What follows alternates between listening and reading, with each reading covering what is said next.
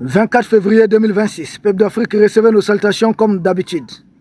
Permettez-nous, avant d'entrer dans les vifs du sujet portant sur la coopération entre l'Iran et les pays de l'AES, de vous partager cette information. Parce qu'on en avait parlé ici à l'époque. Il s'agit de l'information portant c'est cette tentative de coup d'État déjouée par le renseignement du Mali.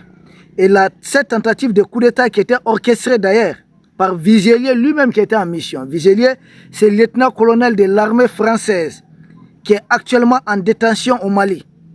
Parce qu'il a voulu porter atteinte, il a voulu toucher à nos institutions. Et Vizelier d'ailleurs qu'ils avaient nié qu'il c'était un mécanicien, c'était un diplomate. Finalement, ils ont avoué qu'il s'agit bel et bien d'un officier de la DGSI. Cette information, les militaires qui sont accusés d'avoir participé à ce complot avec Vizelier, certes, ils bénéficient peut-être, c'est un dossier qui est entre les mains de la justice, mais il y a un acte qui a été pris pour les radier de l'effectif des forces armées de défense et de sécurité du Mali. Tout militaire malien qui avait participé à ce complot.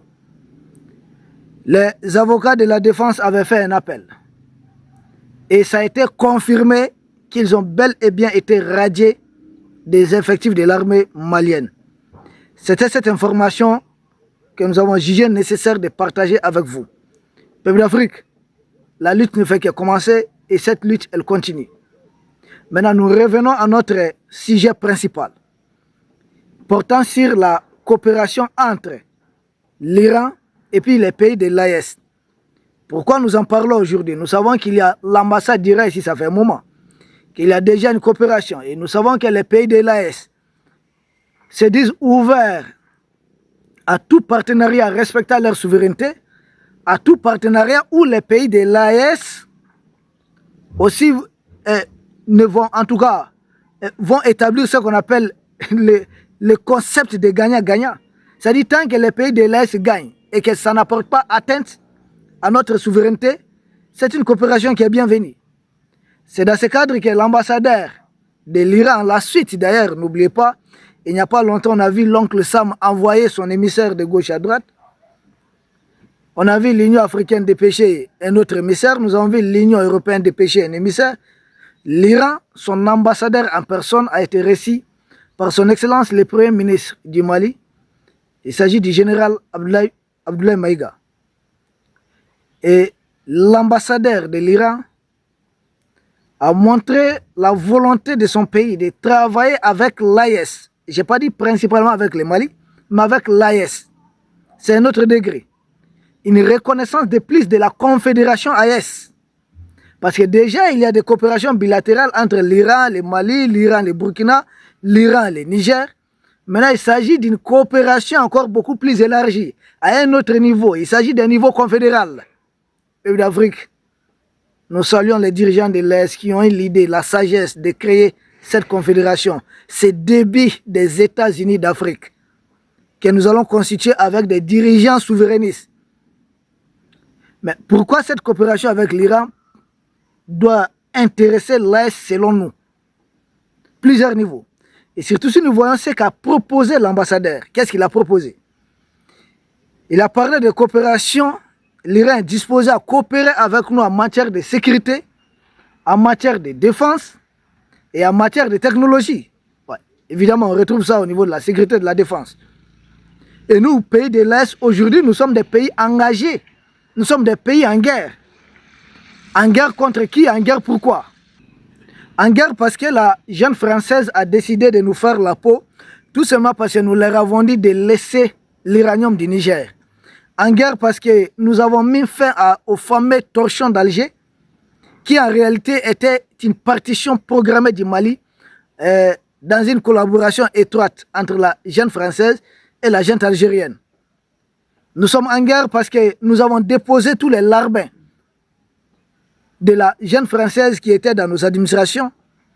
Nous sommes aujourd'hui des pays en guerre parce que nous avons décidé d'affirmer notre souveraineté. Nous sommes des pays en guerre parce que nous avons décidé de réfléchir uniquement à l'Africain. Nous sommes des pays en guerre parce que nous avons engagé, nous sommes dans un processus de libération et de pacification de nos pays. Pourquoi nous sommes en guerre? C'est parce que des groupes armés terroristes qui nous attaquent sont entretenus par la coalition franco-algérienne, aidés par ce qu'ils appellent leurs amis de la sous-région. C'est pour cela que nous sommes en guerre. Nous sommes en guerre parce que nous avons simplement décidé d'être nous-mêmes. C'est tout. Nous n'avons agressé personne. Nous n'avons demandé quelque chose à personne. Nous avons dit simplement que nous devons disposer du droit de décider de notre propre pays. C'est tout ce qu'on a demandé. De disposer du droit de décider de l'avenir de notre pays, du présent, de l'avenir. Et d'écrire, réécrire, même s'il faut, l'histoire de nos peuples. C'est pour cela que nous sommes envahis, c'est pour cela que nous sommes en guerre. Nous n'allons pas nous victimiser, et nous sommes en guerre. Et quand l'Iran nous propose une coopération en matière de sécurité, de défense, ça peut nous intéresser. Parce que je suis allé jeter un coup d'œil. Qu'est-ce que nous pouvons avoir tout de suite auprès de l'Iran en matière de sécurité et de défense? Tiens, j'ai vu un drone là-bas qui pourra vraiment nous arranger. C'est là que j'ai vu le drone Shahed 129 qui peut réellement nous arranger. Ah oui, le drone Shahed 129. Attention, qu'il ne faudrait pas confondre avec le drone Shahed 136. Le drone Shahed 136 est un drone kamikaze. C'est-à-dire, voilà, dès que c'est décollé, ça atteint cible et puis c'est fini. Ça s'explose là-bas. Mais le drone Shahed 129 n'est pas un drone kamikaze. C'est un drone qui peut transporter jusqu'à 4 munitions. Parce que nous savons, les drones dont nous disposons, chaque fois que les drones là sortent en opération, à leur retour, il faut encore plus d'entretien. Et ça peut prendre du temps. Les drones Shahed 129 peuvent transporter jusqu'à 4 munitions. Et les 4 munitions peuvent nous permettre d'atteindre 4 cibles. C'est-à-dire 4 regroupements de groupes terror. Ou bien s'ils sont trop nombreux, on va larguer les 4 là-bas et avoir des centaines de terreurs éliminés. Et en matière de prix, ça ne coûte pas aussi beaucoup cher. Donc ils me diront, mais général, si ce sont les drones, on en a déjà. Avec les Turcs, on a déjà des drones. Oui, mais si on peut mettre à ce niveau, je ne sais pas, une concurrence, qu'est-ce que ça doit nous coûter en tant que des États souverains? Je ne vois aucun problème. Je ne vois aucun problème. Les Turcs sont très sincères, ils aident les pays de l'AES, mais il y a des dessous. Je n'ai pas dit c'est une bonne coopération pour le moment, mais c'est un pays membre de l'OTAN. La Turquie est un pays membre de l'OTAN, il ne faudrait pas exclure. Or, au sein de l'OTAN, en tout cas, il y a des articles qu'il faudrait respecter. Si jamais il y a une guerre ouverte, parce que gouverner, c'est prévoir. Si jamais il y a une guerre ouverte, par exemple, entre les pays de la Confédération AES et la junte française. Or, la France est un pays de l'OTAN. La Turquie est un pays de l'OTAN. Est-ce que les textes de l'OTAN vont permettre à la Turquie de continuer de nous fournir en munitions des drones? C'est la question que je suis en train de poser. Je ne connais pas ce que nous avons comme clause. Mais de l'historique de l'OTAN, j'ai du mal à voir un pays de l'OTAN armer un autre pays qui est en guerre contre un pays membre de l'OTAN. Vous pouvez donner votre point de vue là-dessus dans les commentaires. J'ai lu les commentaires. Donc, pour moi, il faudrait anticiper sur certaines choses peut-être. Il y a cette possibilité. Il faut aller vers l'Iran. Et surtout, il faudrait insister au transfert de technologies. Parce qu'il a bien dit, coopération aussi portant sur la technologie. C'est ce qui nous intéresse surtout. Parce que les munitions de ces drones, nous devons être à mesure de les fabriquer nous-mêmes. Si à chaque fois qu'on doit tirer, je ne sais pas, un missile contre un groupe terroriste, il faudrait aller acheter ça ailleurs et venir. Mais vous voyez qu'en réalité, on n'est pas très autonome dans ce que nous voulons faire. Et il nous faut produire localement des munitions de ces drones. C'est là que les terreurs, là, on ne va plus en parler. Parce qu'en ce moment, on pourrait utiliser jusqu'à 100 frappes de drones par jour. Et je pense qu'il faut atteindre cette capacité, ce niveau. Les drones kamikazes, les Shahed 136, ce n'est pas exclu. L'espèce en procurer pour la FIAS, Force unifiée de l'Alliance des États d'Israël, nous pouvons nous en procurer jusqu'à 1000 ou bien jusqu'à 10 000 des drones kamikazes. Mais c'est pour des opérations bien précises. Parce que c'est des drones qu'on utilise une seule fois. Mais Shahed 129, je pense aujourd'hui nous en avons besoin pour renforcer nos arsenaux. Peu importe d'où ça vient, nous devons nous armer davantage. Parce qu'au rythme où vont les choses, tel nous voyons les choses se dessiner. Vous savez, quand on est armé, l'ennemi réfléchit à 2 fois avant de vous attaquer. Les pays aujourd'hui qui sont surarmés, parce que l'armement en soi est une dissuasion. Mais si vous n'êtes pas armé,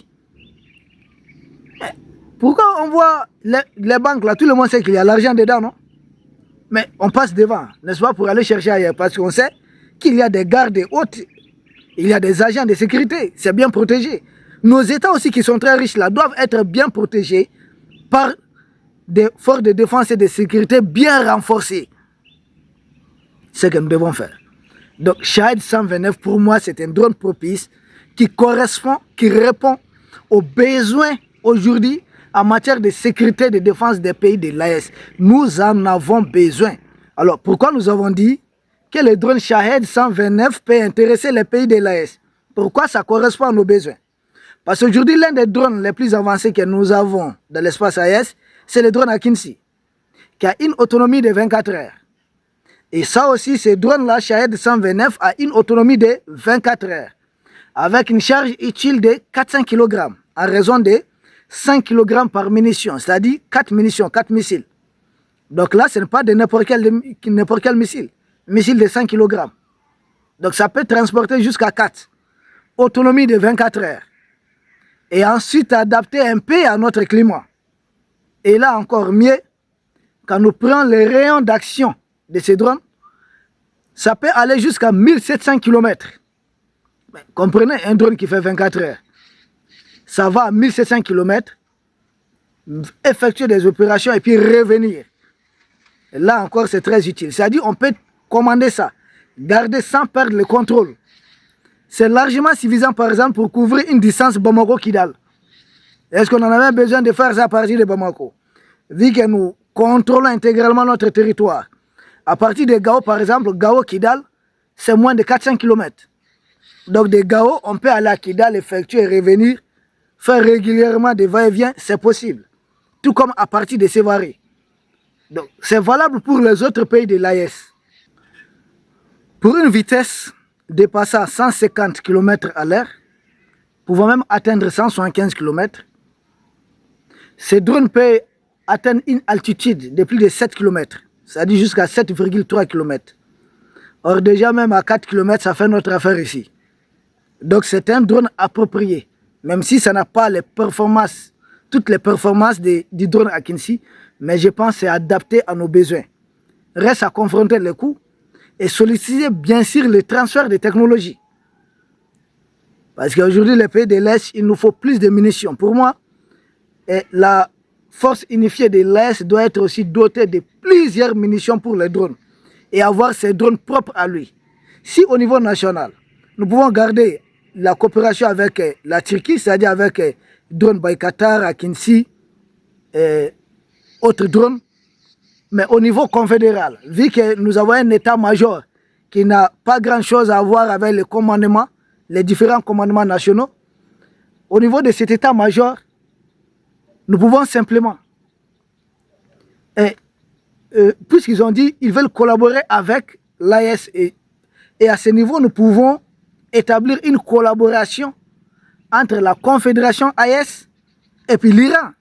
Pas des pays individuellement. Ça, cette coopération est déjà en cours. Mais au niveau AES, est-ce qu'il n'est pas aussi temps de varier, avoir plusieurs vecteurs aériens à ce niveau? C'est une proposition. Le peuple d'Afrique, ils ont proposé beaucoup de choses, ils ont parlé de la technologie. Aujourd'hui, nous, pays de l'Est, nous avons besoin de produire, même s'il s'agit simplement des drones kamikazes avec des longues portées. Nous avons besoin de produire ça massivement. Parce que ceux qui sont en train de nous embêter à partir de certains... Voilà, comprenez ce que ça veut dire. À partir de certains territoires, il y a des dirigeants qui ont signé des pactes avec Emmanuel Macron et les terreaux d'Emmanuel Macron pour essayer de déstabiliser, endeuiller les populations de l'AES. Mais écoutez, entre voisins, si tu ne veux pas ma quiétude, tu ne veux pas ma tranquillité, Je ne suis pas obligé de vouloir ta tranquillité aussi. Je ne suis pas obligé de vouloir ta quiétude. Du moins que ce n'est plus caché. On voit ça sur les réseaux et autres. Tout le monde voit ça. Il faut que ces gens savent que se disent qu'ils peuvent aussi être atteints. Je n'ai pas dit par là, yes, hein? Et je sais que moi, mes abonnés sont très intelligents. Ils comprennent. C'est ça la dissuasion. Mais pourquoi Benjamin Netanyahou demande de tout faire pour que la portée des missiles peut-être de l'Iran ne dépasse pas 300 km? Parce qu'à ce moment, on ne pourra pas l'atteindre. Et lui, peut-être, il pourra continuer à venir faire ce qu'il faisait contre les populations iraniennes. Tant qu'on peut l'atteindre, lui, il réfléchit à deux fois. Donc, il faut que les gens qui sont en train de pactiser avec Emmanuel Macron, avec les terreaux pour endayer, pour faire des orphelins autres ici, sachent qu'on peut aussi les atteindre. Et ils sont en train d'armer les terreaux aujourd'hui des drones kamikazes. Mais écoutez, nul n'a le monopole de créer des GATT, des groupes terroristes. Nul n'a le monopole. Tu dresses un chien méchant contre moi, j'en dresse aussi un contre toi. Ça, ce n'est pas compliqué. On appelle ça, il faut l'équilibre de la terreur. Je ne serai pas là à lire uniquement les communiqués chaque fois que tu m'atteins. Non, toi aussi tu dois lire des communiqués. Ah oui. C'est pas seulement d'un côté qu'on doit lire chaque fois. Non, non, non. Toi aussi tu liras des communiqués. Parce que les terroristes, la personne les contrôle. Et ils peuvent changer de mission à tout moment. Parce qu'ils ont des gens qui sont derrière eux. Et leurs maîtres là peuvent à chaque fois dérouler une feuille de route. Ah oui, et puis l'exemple le plus frappant, on vient de le voir. Tout le monde a vu ça. On a vu l'oncle Sam dire qu'il faudrait s'éloigner du nord. Appeler à leurs ressortissants à s'éloigner du nord de chez M. Alassane Ouattara. Ça veut dire quoi? Il ne s'agit pas des pays de l'Est qui sont... Non, non, non, nous sommes tranquilles. Nous combattons les terreurs chez nous. Que là-bas, ça devient une menace. Ils ont tellement hébergé les terreurs. Ces terreurs, maintenant, ont du mal à venir. Parce qu'ils viennent là, ils savent comment on va les mater. Ils peuvent commettre certes des dégâts, mais eux aussi, ils vont essayer des choses. C'est devenu pour eux comme une sorte de voyage sans retour. Et ils commencent à être ramassés là-bas. Ils sont nombreux là-bas. Et là-bas, est-ce qu'ils veulent transformer ce nord-là pour continuer de former les terreurs? Au rythme où vont les choses, je pense que l'AES doit collaborer aussi avec les pays qui sont prêts à faire un transfert de technologie. Surtout quand nous voyons le comportement de Mamad Déby à côté du Niger. Nous savons que les militaires français sont de retour au niveau de la base d'Abéché. Ce n'est caché de personne, cette information. Il y a beaucoup de choses qui se passent et les gens sont informés. Mais peuple d'Afrique, on reste concentré. Donc nous saluons l'Iran pour cette proposition. Aux dirigeants de l'Est d'en décider. Nous n'avons fait qu'analyser et faire part de notre proposition là-dessus. Nous vous remercions. Et à demain pour un autre sujet au sommet de l'actualité. Merci.